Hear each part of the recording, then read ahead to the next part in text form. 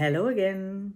This is the last day of tips that we have on Petra Speaking Sparks with the theme of preparation of your speech, of your message. And we're gonna talk about practice. Practice makes perfect. Practice, practice, practice. You can do it in front of a mirror, for example, at your home, that you can see yourself, or you can record yourself on your mobile phone so that you can see what you do when you're giving your speech. Where are you looking? How are you holding your hands? Does it make sense what you're saying? A lot of things will come back in the next few weeks.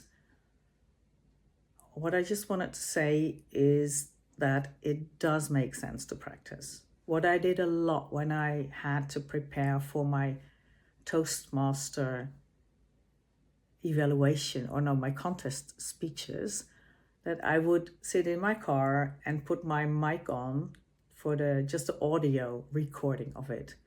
And then I would tell my speech over and over and over again and time it so that I would be nicely within my time slot, what we talked about yesterday, obviously. It's also a bit of a personality thing. When I was in the United States, they taught me that it takes an hour of rehearsing 1 minute of your speech. So I've been taught that you really, really need to know every in and out of your speech by hand, and that you can then play with what's going on, what's happening in the audience, for example. Me, myself, I'm more like a intuitive person. I just go with the flow.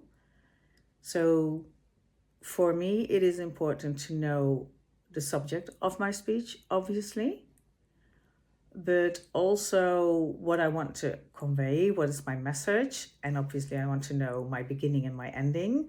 But in between, I would like to freewheel a bit. And whatever comes at that moment is what is meant to be told at that moment.